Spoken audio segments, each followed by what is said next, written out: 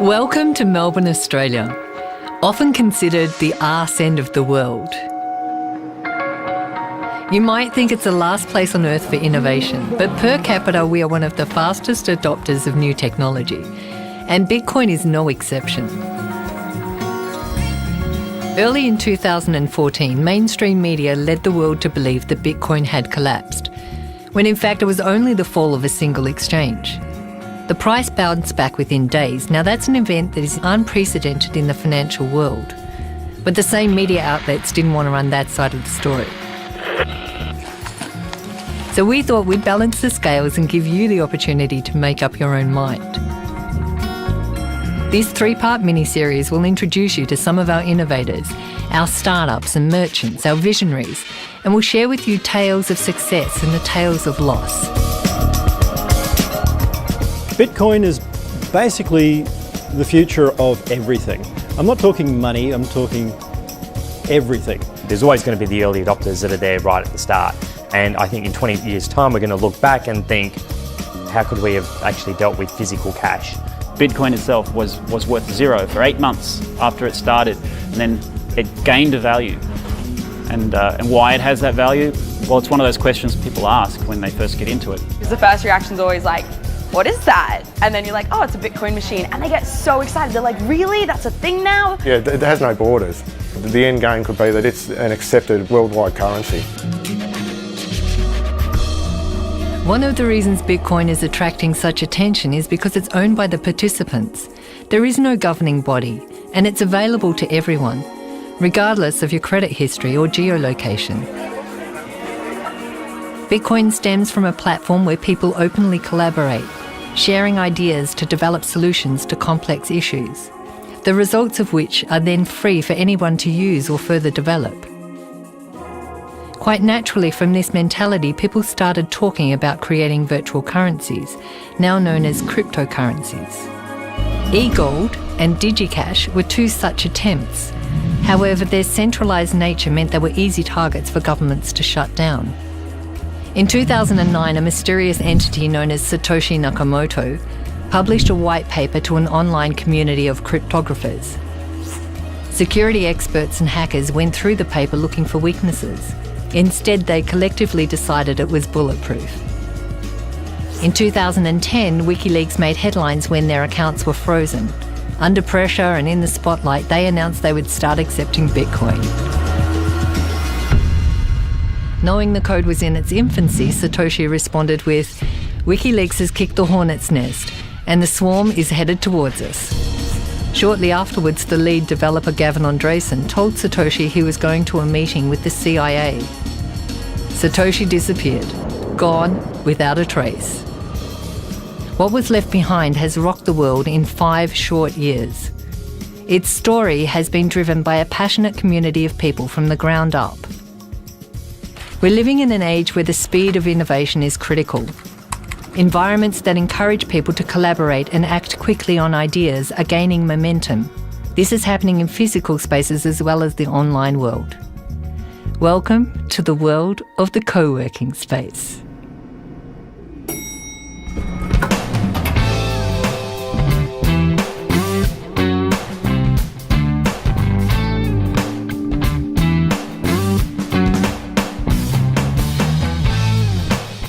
This is Inspire 9 co-working space here in Melbourne, where many startups get their first shot at collaboration with other people and working in an environment really unlike traditional office spaces.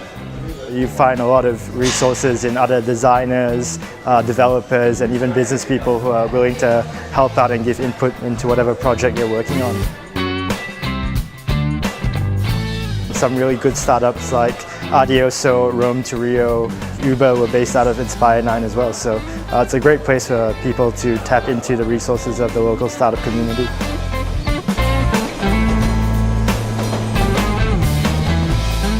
Well, it's a hell of a ride, to be honest. The amount of people that we managed to help along the way, that's really a big part of my life. We're not doing it for anything else besides our passion, same like people do project on us for their own passion. And so it's a great experience for me.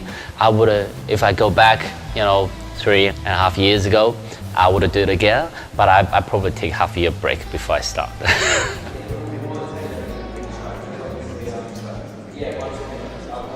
There's a really big global trend going around of how the cost of operating startups has really dropped, and the support networks are really growing around it. Silicon Valley obviously has a great thing going for it, but our goal is really to bring a little piece of that over here, innovate and build world-class companies out of Melbourne.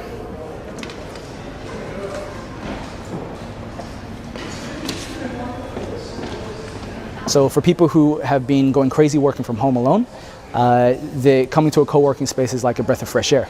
And for people who are working at the moment, this is a great alternative to a larger corporation or a big business where maybe the culture is a bit stale. We do believe in doing business, for good. So people, planet, profit. It's also known as the triple bottom line. Essentially what that means is you can never make any business decisions or financial decisions based on profit alone. You do have to take into consideration the people and the planet as well. So while co-working spaces are ideal networking environments to build and create businesses, a cryptocurrency is created by a global network of computers that communicate via the internet. This setup is known as mining, and the people who run them are called miners. George from The Hub explains. Your developers, your software programmers, anybody who deals with systems and numbers, but when they create a network, it will be a network that is made or built so that it doesn't need people as much, right? It can run without people. But at the same time, it's the people that created those systems. The Bitcoin mining community, the miners, their form of expression in terms of networking is through the systems and the numbers.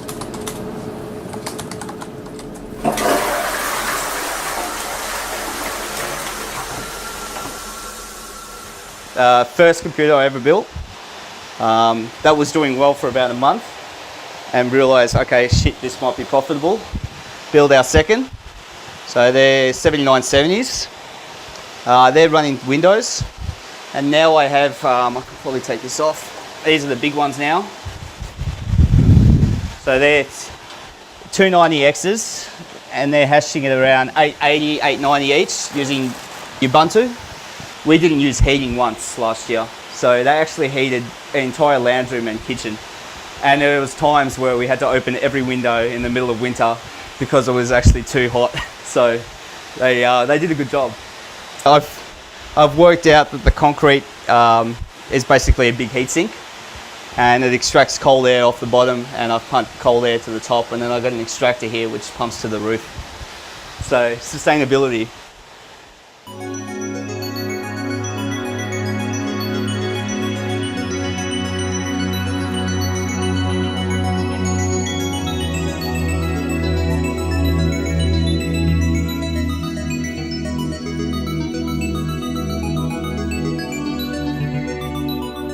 So this Bitcoin network checks and verifies all transactions to make sure they're legitimate and they're not duplicated.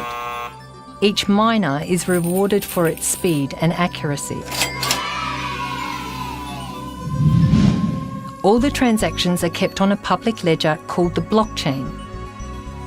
It's like a giant bank statement that shows every transaction ever made. It also stores the Bitcoin. Anyone can watch it grow in real time and explore its past. To access the blockchain, you need a wallet. This lets you send and receive Bitcoin. A Bitcoin wallet is a bunch of private keys that are used to sign transactions on the Bitcoin network. So they just look like a bunch of long numbers. There are about as many private keys possible as there are atoms in the known universe. So we're talking about like 1 with 77 zeros after a different number of private keys. The private keys, they're pretty much just that. You have to keep them secret because if anybody gets access to your private keys, then they can spend your Bitcoins. Your QR code, good sir. There are different kinds of wallets. There are hot wallets, cold wallets, there's online, offline, hardware, software, all kinds. Essentially a Bitcoin wallet is just a collection of your private keys, just like you would have a key ring. If it's printed on a piece of paper, it's usually called a paper wallet.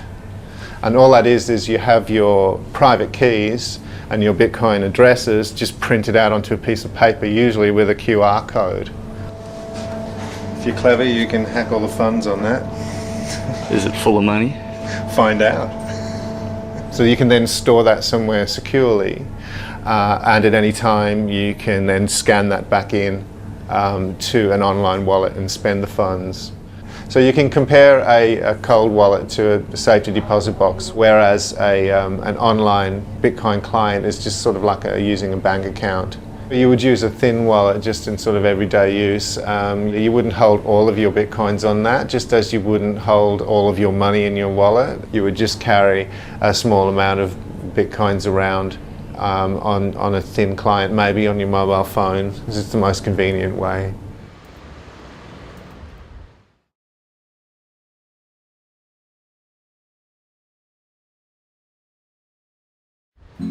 So say you had your Bitcoins on your phone and you're ready to spend. Where would you go? Well, there are many shops, cafes, services and online stores who accept Bitcoin. If you thought it was just for computer geeks, think again.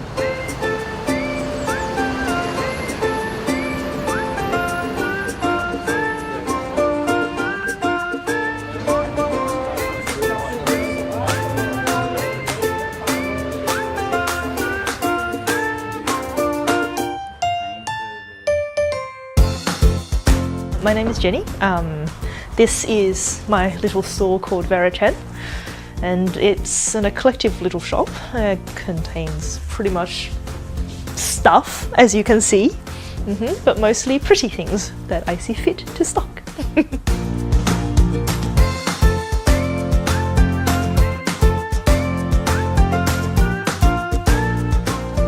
These little things here were the first product that Verochen ever sold to someone who purchased with Bitcoins, and since then I have renamed these products to BitBunny.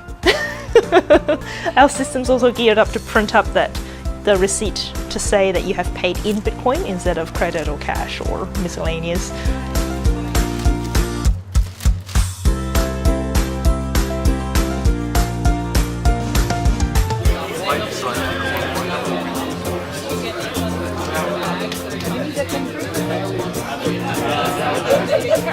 My name's Gary Passfield. I'm the licensee of the Old Fitzroy Hotel in Woolloomooloo, New South Wales, and I've been here for 15 years and I accept Bitcoin.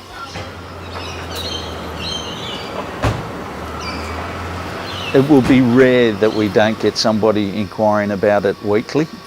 It's amazing the exposure we're getting out of it. It's quicker than an EFTPOS transaction. Yes, you do need a tablet, but that's your only outlay. Everything is simple from there.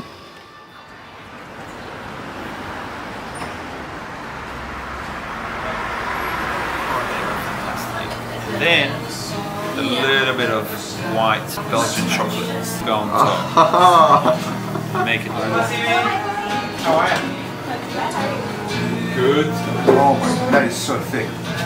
So people who do come to Sydney from all over the world and want to pay Bitcoin, they check out, oh, where can I pay Bitcoin? Oh, the Outhouse. All right, it's about letting people have another mean of payment. Why do we need the Australian dollars, the American dollars, the euros, the rubles, whatever it is? For me, it does go back to imagine all the people living life in peace, you know? Imagine no countries. How they pay for it, it's fine with me. Bitcoin, cash, gold rings, whatever. Apparently the ATO says that it's a commodity, the Bitcoin now, it's not a currency. I don't know how many times I have to accept it a currency, you have to use it a currency until the people at the ATO will agree that it's a currency, but you know, eventually it will happen.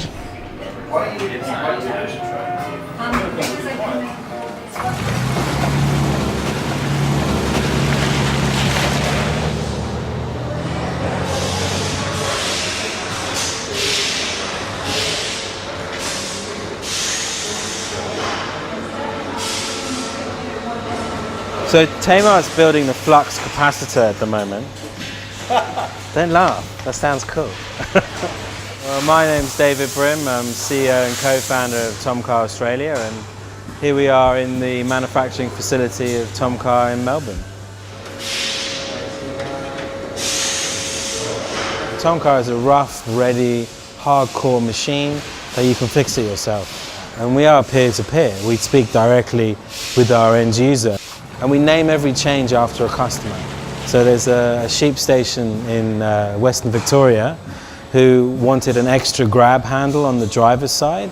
So that's Deborah and David Bain. So now we've named the grab bar the Bain bar. So you can order the Bain bar now. The high gearing is named after Peter Crombie, who has a big cattle station in Longreach. So the Crombie set for the gearbox, and there's a number of other things like that. We came across Bitcoin through the Melbourne community. I heard about it and we got interested and we looked into it, and then we found out some of our suppliers take it. You know, we had a test with one of our suppliers. We bought some parts and we saved some money internationally. So we've trialed it now with a number of suppliers and it works, and we're still using it. And then we thought, you know, why not take it? Unlike large corporations who have dedicated finance departments, small businesses are often left in a frustrating world to fend for themselves. Even something simple like sending money overseas can take up valuable time and present large fees that nobody can account for. Latin America, for example, sending money to bank stairs fraught with robbery. I've even lost money, you know, where the bank said it didn't arrive. It's gone through a third-party bank. It's gone through an American bank to be sent to a bank in Guatemala, for example. You pretty much always lose 5% if you're dealing with Australian or UK or American banks. I pay over $1,000 every single year between just tiny little frivolous bank fees. And given how much the banks make out of your personal accounts, my personal account, everybody else's credit accounts, there are fees, there are charges, there are interest rates.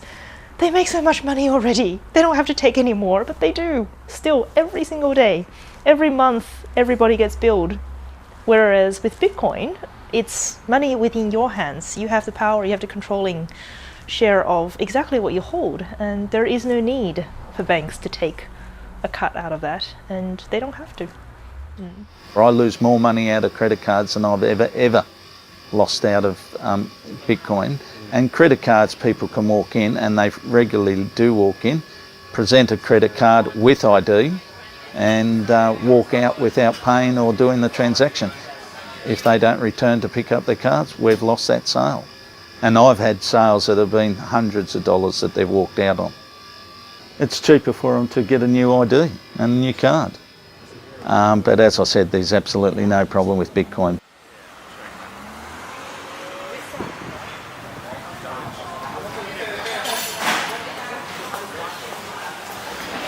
My name's Chris Tay, I'm a pastry chef. This is my shop, Black Star Pastry. We had the first Bitcoin ATM in Sydney installed here about 4 months ago. Yeah, it's been great.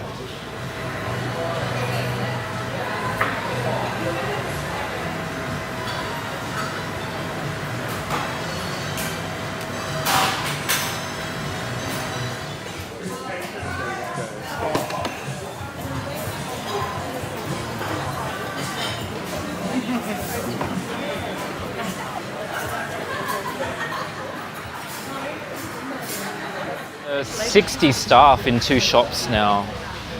You build a shop, okay, and that's going well, and at some point you need to kind of think, well, what do I stand for? What is it all about? You go into this for a fairer system, you know? You go into this so you can send money to people who need it without having to go through 1, 2 or 3 different middle people. When I get to the end of my life and I say, well, what really was important to me, what I want to say is that because of me, I was able to help a lot of people build their careers, build their families, all that stuff. That's what I want to do. Yeah. Family and future is something often mentioned when talking to people about Bitcoin. People who have studied the history of money and know the fragility of the current financial market often see Bitcoin as a safety net. okay, so we've brought these 4 children into the world, and we thought their future ought to have been pretty squared away, right? But now as they get older, I mean, our daughter, eldest daughter, is 16. You think, what, okay, so how's this going to work for her again? She's going to have to raise how much money before she can afford to, follow mum and dad's footsteps? This is what happens when you create this huge lake of liquidity that is roaring around the world, desperately searching for yield at all costs. This is what you get, right? And the problem with that is that people can liquidate pretty damn quickly. Anyone who trades anything will know that you go up a stairway, and you fall off a cliff. So here's this hugely complex, over-leveraged system. I can't tell you, when that might fall, and it could be something very insignificant, but it doesn't matter. We've baked that into the system, and when that liquidity is removed from the system, it will take our breath away. Bitcoin is a natural response to that phenomena, right? How do you protect yourself against that? When we had the housing crisis in the US, and all these people just caught up in this machine and just got spat out, and then all the people who were responsible for it are all getting huge payouts, like these golden handshakes. I mean, there's no justice. It seems so easy for people in power to, just make income at the expense of, people who aren't in that complex. Instead of us just sitting there and taking it, we have to take matters in our own hands and do something that's outside that whole sphere. That's why I thought Bitcoin seemed like a really good idea. It's something that really takes the power away from the big banks and big government and puts it in the hands of the people.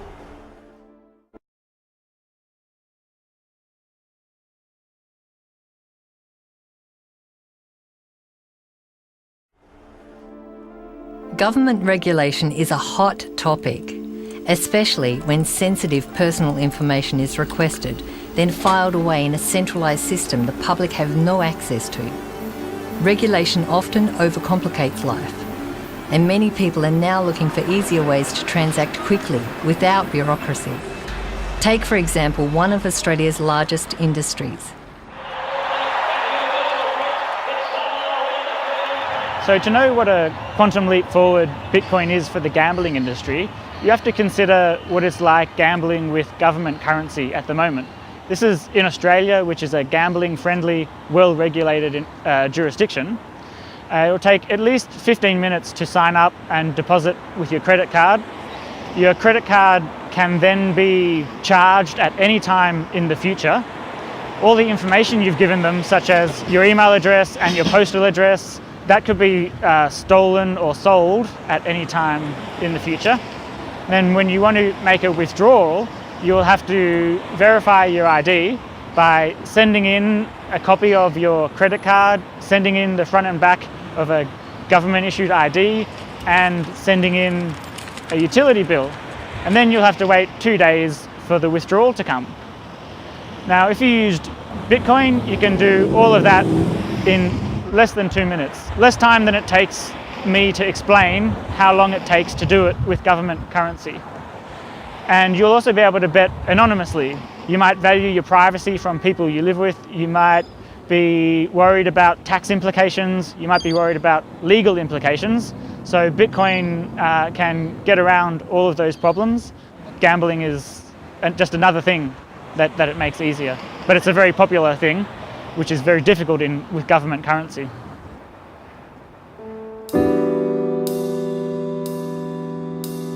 There's a big question about the regulation of cryptocurrencies like Bitcoin. The whole point of cryptocurrencies is that they are designed to work transparently, without third-party intervention, government included.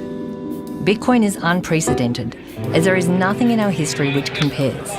It's an intriguing topic and a great social experiment which is attracting some of the smartest minds in the world from all walks of life. I mean, Bitcoin is all about people, right? This huge wave of distributed sort of, man, something's got to change, and let's do it. That's what we want to harness. you present people with such a no-brainer that they run out of reasons to say no. And I think if we can achieve that sort of groundswell of support by providing people with the tools that they need to make that difference, then that would be huge. There's a lot of unbanked people in the world, people who don't have access to the world economy. They're pretty much shut out of a bank account. And because Bitcoin is as cheap and easy as sending an email, it's going to make a lot of difference to a lot of impoverished people who are unbanked or underbanked. And as long as people create value for it, which they will, you just can't kill it. It's in too many places, it's everywhere. One thing about Bitcoin is that the rate of growth is most certainly faster than the internet was. People always say, so what should we expect? You know, how long is it going to take to get mainstream adoption? I say, how long do you think it's going to take for the internet to have mainstream adoption?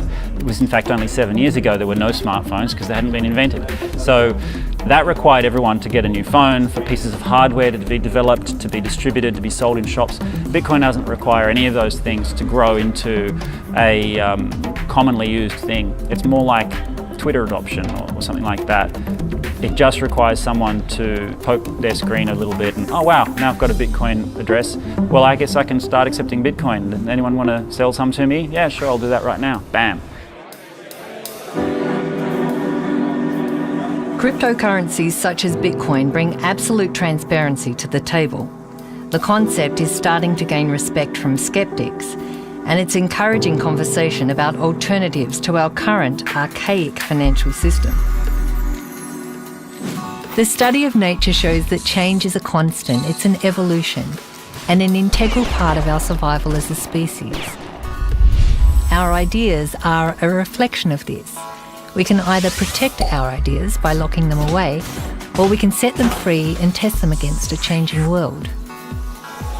This realisation is clearly apparent in the world of software, where we have two models, proprietary and open source. A key way to find out which world you're in is to listen to the language of your environment. How much profit did we make this quarter? How can we make more? We'll have to consult our legal department. Hey, quick, copyright that idea. How can we cut costs? So how can we make them buy more? What else can we sell them? With open source, people break technology to explore what else is possible, to make technology work faster and more efficiently, generally bypassing middlemen and making technology more compatible. The results are slowly making businesses pay attention. Think Android, which is now the most popular smartphone in the world. Language around open source projects could sound something like, If we share the foundations of this project, will it help other people in the future? Let's open up this project so others can contribute. If I wanted to send $1 to Africa, direct to that person, how could I do that? In the case of digital currency, people got together and asked, how can we create a digital money for everyone?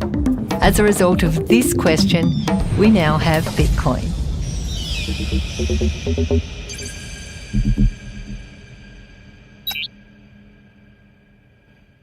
Bitcoin will solve some problems, but it won't solve every problem, and it's not going to be solving democracy for us. It's quite a controversial thing to say, but I think Silk Road was probably one of the better things to happen for Bitcoin. From a legal perspective, a lot of the people in the legal industry I've been speaking to are fascinated because it's so rare that the law has to deal with issues like this. We live very much in a society where there's a lot of controls put on us, what you can and can't do, or what you should and shouldn't do. Bitcoin sort of challenges that idea. I've hugged it as well. When it's not working, I'm often doing. Yeah, I said the exact same thing. It's yeah, I give it hugs all the time. I'm like, hey, buddy, how you doing? If you're a Bitcoin innovator and you feel like you've got something to contribute, or you'd like to collaborate, or if you're interested in sponsoring us, let's talk. Until then, see you round like a Dogecoin.